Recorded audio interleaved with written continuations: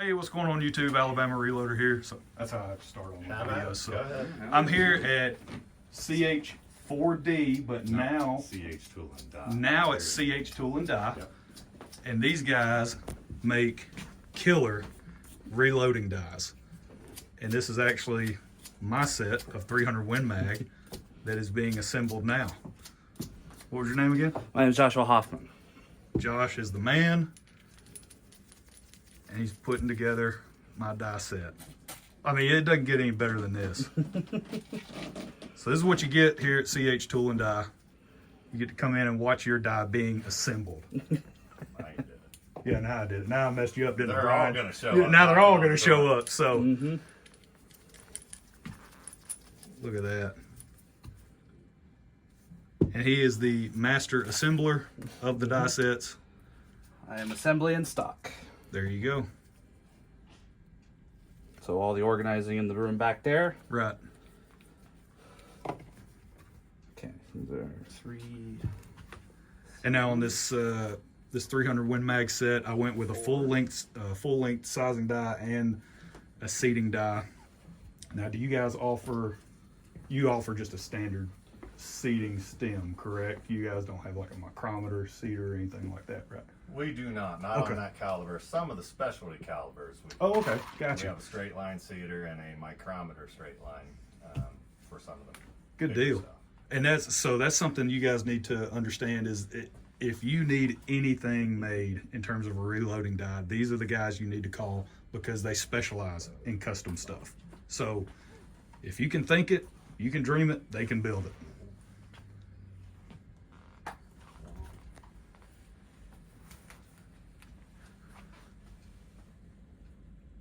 On the money.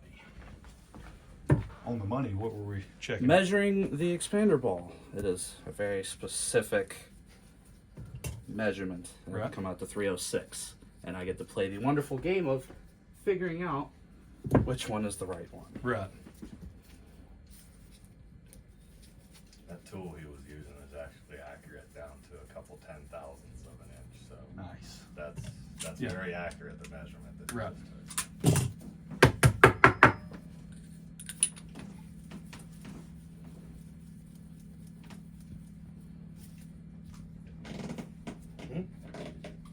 About to there. And now, what is the recommended distance, I guess, that the decapping pin protrudes out of the die? I know there's some die manufacturers that say like 3/16 below base of the die. It does not matter at all. Okay. Knock out the spent primer without bottoming out is the goal. Other Right. than that, it Oh, doesn't matter. Okay. What I always tell people is personal preference. Right. Exactly. Personal preference. Exactly. And that is There's our full length sizing die. Next up is the seating. Yay. Yeah, if it's chatted, we take it out. Yeah, I don't have to buff this one. Yay. Sometimes we get seat stems with really bad chatter on the threads, and I have to take it out and buff it till Right. all the chatter goes away, so it doesn't look horrible. So again, just another part of what you get here with CH Tool and Die. You got somebody that's hand assembling these dies, making sure the quality is there in each and every one. Another reason to And there place we an go. order with these guys. There we go. Look at that. That is the Alabama Reloader 300 Win Mag die set. Well, I appreciate it. Thank you, sir. All right. Well, y'all hang tight. Got some more stuff to show you. All right, guys. So how cool was that I was actually able to visit CH Tool and Die, which again used to be CH4D. Now it is they've dropped the 4D part. It is CH Tool and Die. But I was in that neck of the woods because I was on a work trip, and when I found out I was going up to Ohio, that's where I've been this week. I've been in Arkansas and Ohio, and when I found out that I would be heading up that way, I checked, and sure enough, I mean, that place was like an hour away from where I was visiting, and so we got done early on the last day and wanted to take advantage of being in the area and just drove over and saw these guys. Didn't give them a heads up or anything, so They were a little surprised when we walked in. But, you know, really, really neat experience getting to talk to Brian and those guys. Family owned and operated business, to the point where his son is the one that was assembling my die set.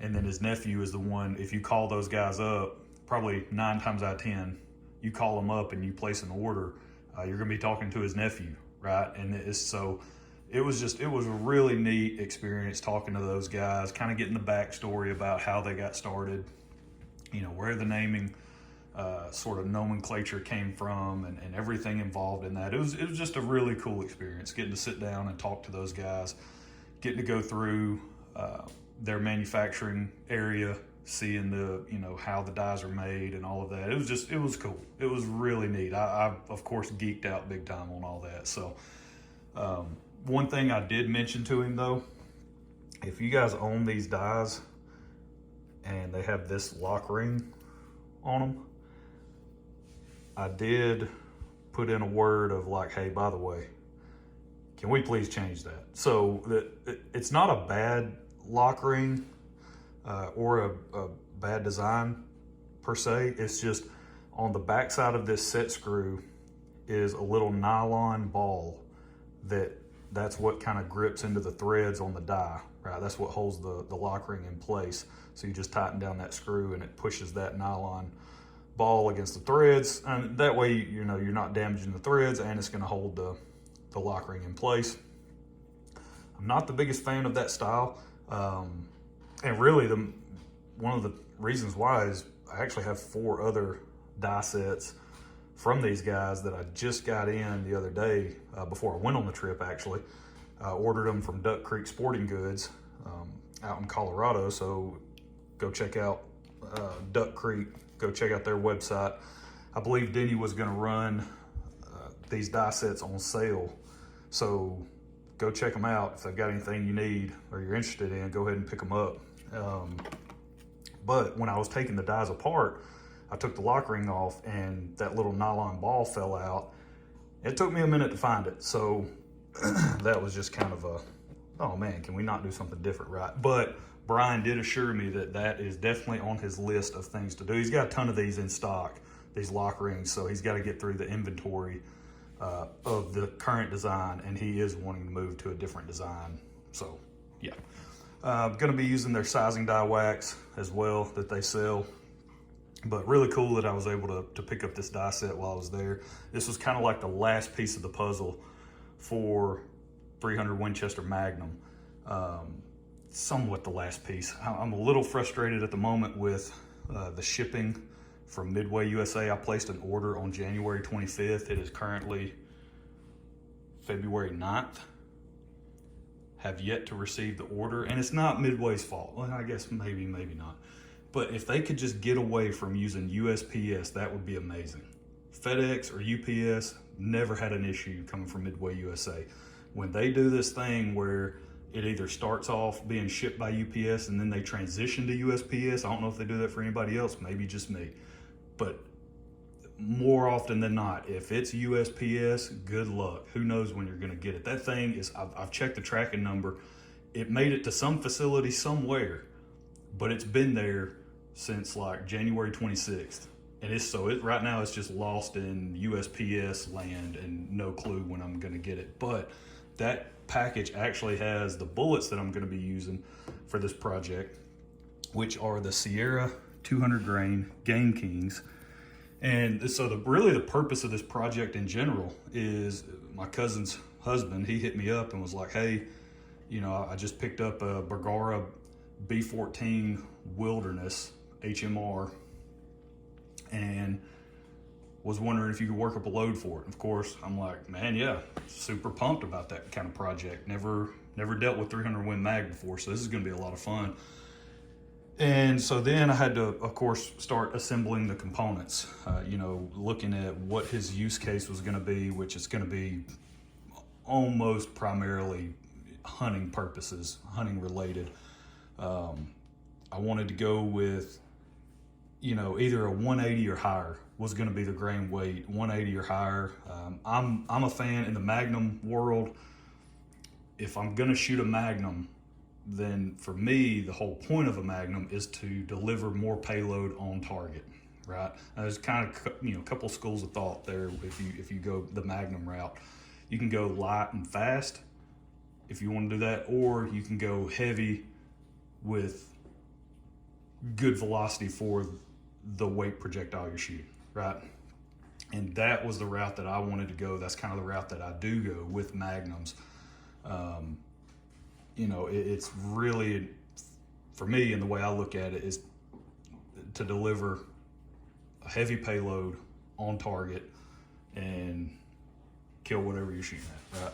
So I knew I wanted to shoot, you know, 180 or higher. I started looking around. Midway USA had these Sierra 200 grain Game Kings in stock. So I picked up a box of 100 of those guys.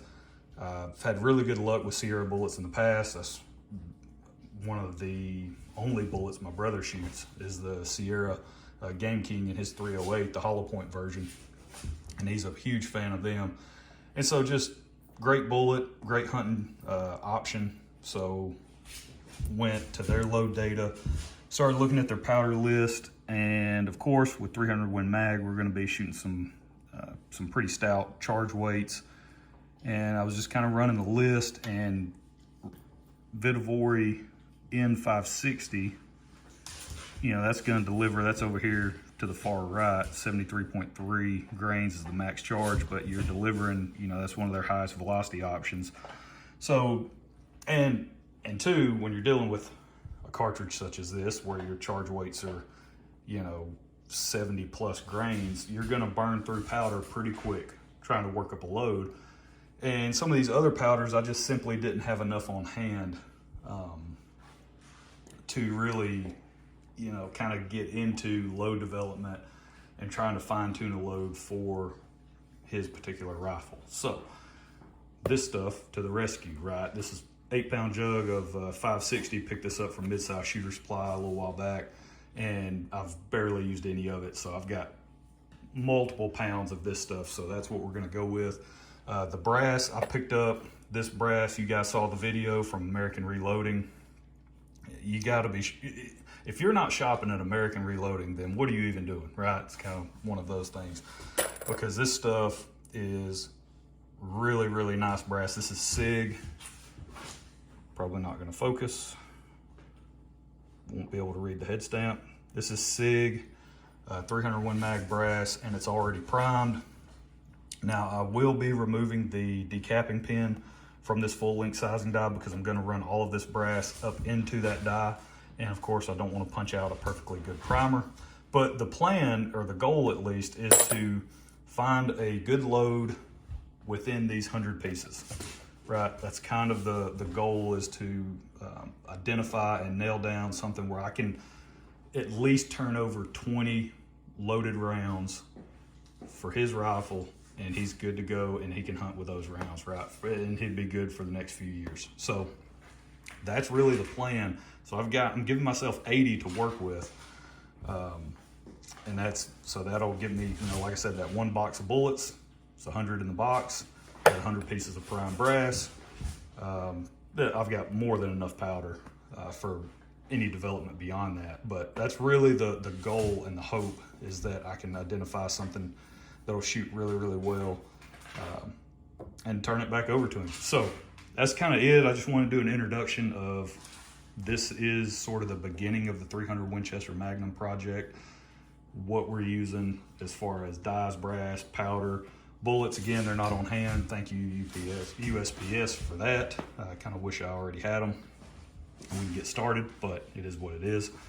What else? I've already talked about the rifle. He put a Vortex, cannot remember the scope to save my life. I think it's like a 5 to 25, maybe a PST Gen 2, 5 to 25 on it.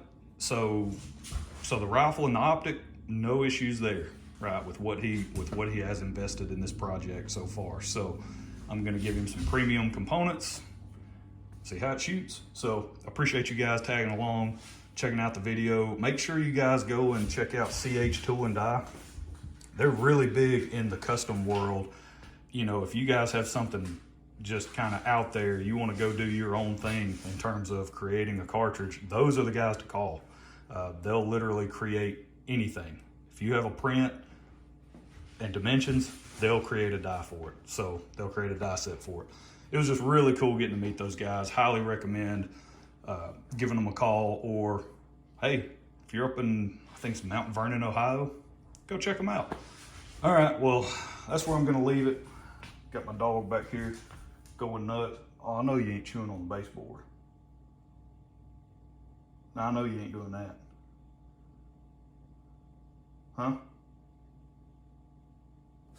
Yeah, you better not be. Your mom will have your tail, son. All right, that's where we're gonna leave it. Hope you guys enjoyed it. And if you reload 300 Winchester Magnum with N565, it would be great if you could kind of give me some pointers on, hey, these are the loads that worked really well for me, you know, that type of thing. So I appreciate it. Appreciate you guys watching, checking it out. We'll catch you next time. Y'all have a good one.